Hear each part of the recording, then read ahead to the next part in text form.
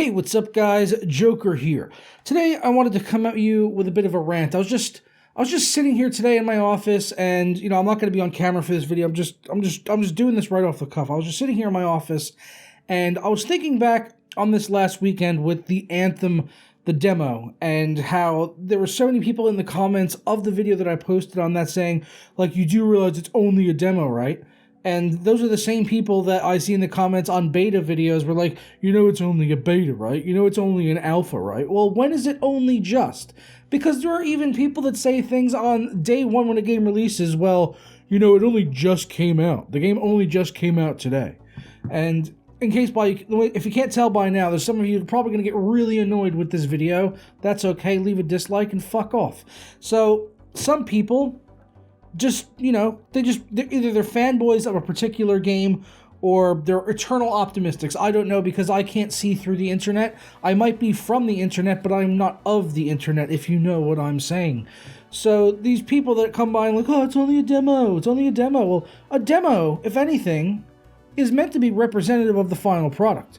Now, maybe if it's a beta, even though in recent years betas seem to come out within a week or two of the final release, which to me is not a beta, that's always been a demo. So the fact that Anthem was at least called a demo, I guess I appreciate that, but it was still very, very buggy, and the developers have been blaming it on things like server capacity, which other people have said is not true, because other games on Origin were actually having issues connecting as well.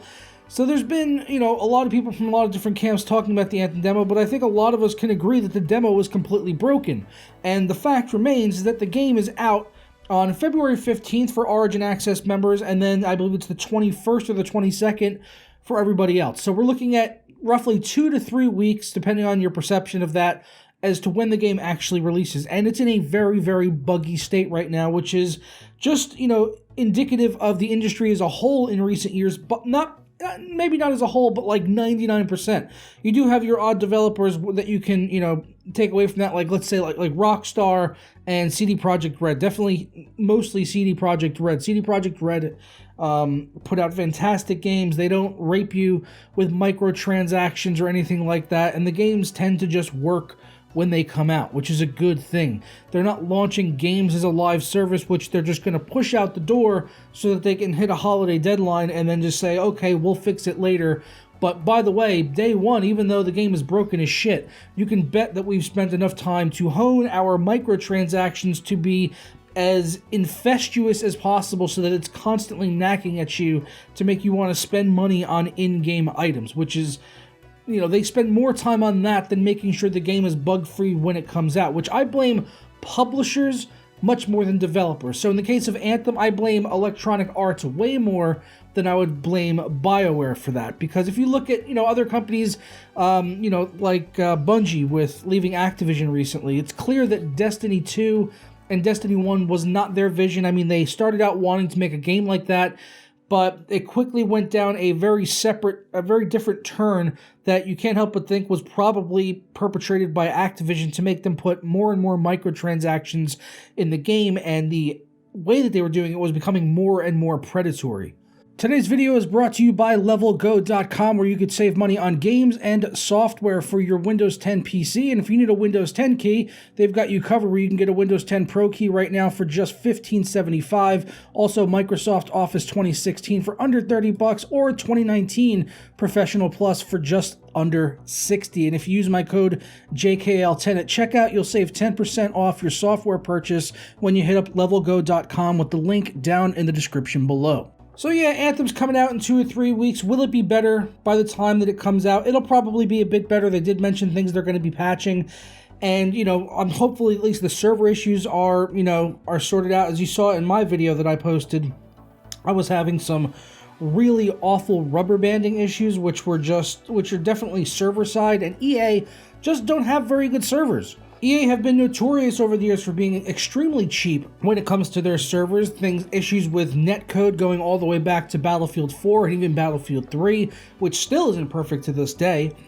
And that's why so many of us back in the day, back on BF3, BF4, we would rent our own servers with third-party companies, but now Going into Battlefield 1 and Battlefield 5 and also in the Battlefront series, EA has started to take control of the server-side aspect of it and delaying when you could actually get custom servers to later on, which were still all being run by EA, by the way. And now in the most recent game in Battlefield 5, they're saying that they might not even be renting out custom servers, where you basically just be relying on EA's dedicated servers, which there's just, honestly, on Battlefield 5, it doesn't seem like there's enough of. There's like very few servers that are available. There's like just a certain amount, and you just either are always in queue trying to get into a game, even though it doesn't seem like there's really that many people playing it. I mean, it doesn't seem like there's more than maybe a few thousand people at most playing, but it's still very hard to get into a server. At least that's been my experience on Battlefield 5 in some of the game modes. I mean, some game modes are always going to be populated, Conquest and things of the like, but other game modes just haven't been as easy to find. And I do think server problems are going to plague Anthem right away at launch. I mean, they might get resolved maybe 6 months down the road, but I think at launch they're going to have a lot of server issues. I think they're going to have a lot of the same issues we saw in the demo, and and on top of that, I mean, just talking about Anthem and the gameplay, I mean, I thought it was really friggin' boring. I played it, I had dabbled a little bit for the first day or two, and then yesterday I went and I played with a group of friends. We were playing one of the story missions. We were playing on hard difficulty, so it was rather difficult. And we were doing boss fights, and we had died a couple times and kept trying over and over to get to the end, because you don't get to keep your loot until you extract and finish the mission.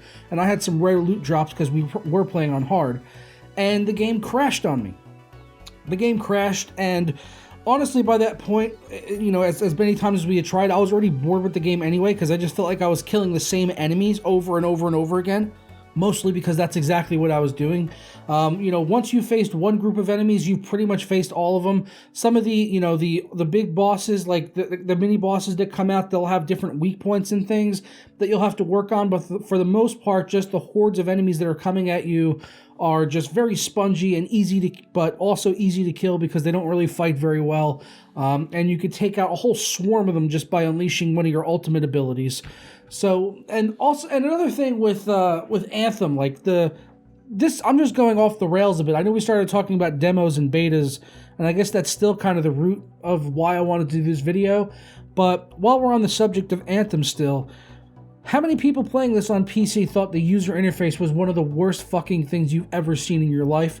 I mean, I was talking to my friends, and we're trying to figure out where stuff was in the menu. We couldn't find stuff, and trying to navigate with a mouse and keyboard was seemingly impossible, as it seemed to be much better suited for using a controller, even though the gameplay I would certainly rather play with a mouse and keyboard, as it is a shooter, even though it's not a first-person shooter. But I had a friend who had a controller hooked up so that he can just go through the menus on the Forge for customizing his character and things, because it's not suited for a mouse and keyboard at all. It's just not.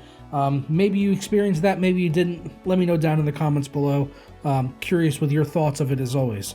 But that's all I really got to say on the Anthem demo/beta. I guess really the whole point of this video was that it just annoys me when there's these people that are always saying it's only a demo, it's only a beta, because I come from a generation where we didn't always have internet. We didn't really have internet consistently, I would say, until I was about maybe 12 years old. So for a significant portion of my... And then after that, it was probably at least another 10 years before it started to become normal for games to come out and have online patches. It just wasn't really a normal thing up until that point. So you're looking at, in my early 20s is when that started to become normal. So that's like 10 years ago. And so for a very significant portion of my life, we expected when games came out that they were going to work, because there wasn't going to be any patches on the original Nintendo or the Sega Genesis or even old PC games that you would get off of shareware. There just wasn't really patches that went around that often. And if you did find it just wasn't really a thing, and it certainly wasn't expected. And if it was something that needed to be patched, then it was usually a pretty big deal. Could have recalls on cartridges and things. It was a possibility. And, we just got used to games working when they came out, because if they didn't work, then nobody bought them, because everyone's like, well, just stay away from that game. It's completely broken. You can't beat it past a certain point, so on and so forth. So we got used to games working, but now people have gotten lackadaisical, and because of the internet and being able to patch things, and publishers finding it more and more important to hit deadlines, particularly around the holidays, they want to get these games out there, and they'll just say, hey, we could fix it afterwards, but we need it out by the holiday season, no questions asked. Otherwise, we're not going to make enough money for the year, and then we won't be able to carry you as a developer anymore under our banner for Electronic Arts or Activision or whomever. So that's all I really got to say on everything. Let me know your thoughts down in the comments below. As always, as I said, I do look forward to the discussion and your guys' opinions on it. If you enjoyed this video or learned something new, don't forget to go ahead and leave a like on the video, subscribe if you're not already, and if you've been around here for a while, you can always ring the notification bell, and that way you never miss a moment of content when it goes up live here on the channel. I'm going to get out of here and enjoy the rest of my day. I'll see you guys tomorrow for another video. Ta-ra.